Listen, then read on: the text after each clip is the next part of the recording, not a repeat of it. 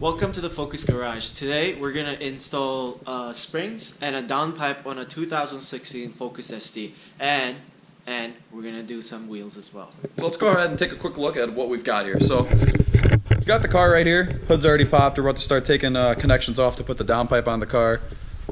So far, car has a green filter and a intercooler on it, and then Cobb AP. So these are the wheels that are gonna go in. They're so sexy, and they have BF Goodrich Comp 2s on it, so it will have some traction. But overall, it's gonna be a nice install. Yeah, so we're gonna get started on it right now. We'll give you some clips along the way of us taking parts off, putting new parts on. But yeah, we're gonna get the car up in the air and get started on it. We removed the cowl to get access to the two things actually. The strut tower, so we can take the struts out, and so we can get better access to the sensors back here, the oxygen sensors for the downpipe. So you can't really see it, but yeah. Can't see shit, but that's kind of how they are. This is the easy way to do it. You don't have to remove this to get to the sensors. You can just remove this right here, and then like put your hand between there and then try to do it. But this is the easier way to do it. You're gonna try to reach to the sensors. Yeah. Don't forget to clip one of them off from the harness yeah. So you can get it easier. It's easier to get my hands back here without this there. So what we did now is we removed the tires. We're also gonna do the springs on this wheel, in this Focus. We're gonna replace these with the lowering springs. So we removed the tires and wheels on all four corners. Safety is first, We have jack stands all over it. So suspension on these is pretty easy too. So to get the strut out, there's this one pinch bolt here that goes through the knuckle. You've got to take the sway bar end link off here, and then you got 3 bolts holding the strut to the top of the car. The most hardest part is removing this, to be honest, because you have to have a pass-through socket system where you have a socket that you can put a Allen wrench on inside of it, so you can turn it over to remove it. So, and then we have a spring compressor to compress this and then remove it easily. And once it's out, that's pretty much it. You swap it back together and tighten everything up, and you're good to go for the front. The rears are even easier. I'll bring this back. We can take a peek at that. Yeah. So as far as the lower suspension goes, there's literally one bolt here. So I don't know if you're gonna see underneath. You've got this bolt right here that my finger's on.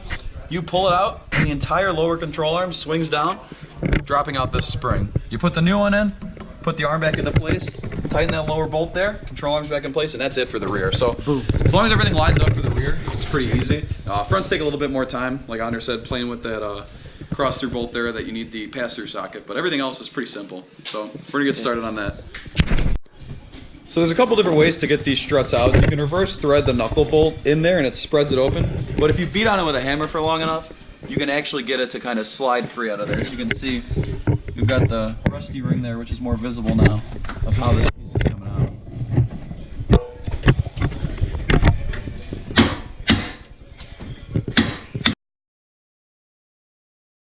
Because anything else is going to be just loosening it from the top. Oh, this should fall off. It should. Oh, it'll go all the way? Yeah, it will go Okay. all the way. And then on this side over here, we're pulling off the sway bar end link.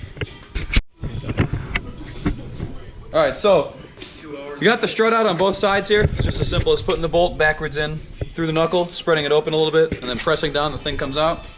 We've got the strut right there. Box of H&R lowering springs is going to be right here. And we're going to put the spring compressors together. Basically, pull the top hat off of this guy here. You will need a pass-through socket for that. And, put the pass-through on, take the nut off. Top hat comes off, switch out the spring, pop it back in the car, and that's the front being lowered. How happy are you, Mario? I'm excited. Let's get this done. There's only 3 springs in there, what the fuck? No, I'm just kidding. Does it come with a wide stance? Is that what it says? Wider is better. Oh, they're telling you to buy wheel spacers. Ooh. Wider is better. Ooh. Alright.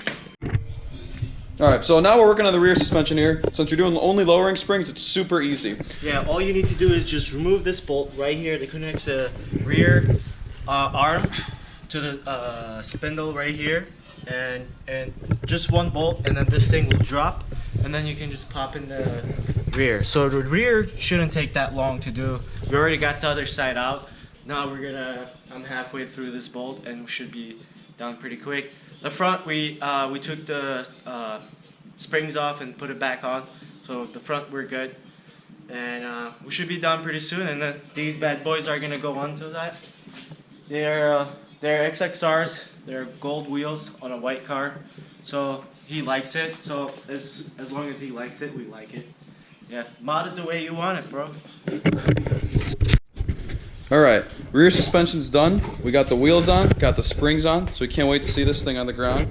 We're finishing up with the front suspension over there. Once we get that all done, we'll go ahead and toss that on the car and get rolling. So we're done installing it. Now he's gonna torque down his wheels. Don't forget, every time you remove your wheels, torque it down to 100 pounds of torque, and then you'll be safe to go.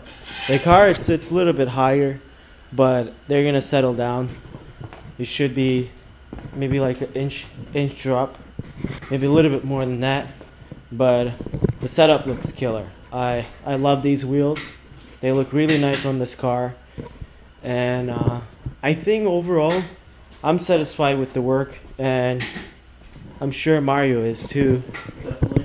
Yeah.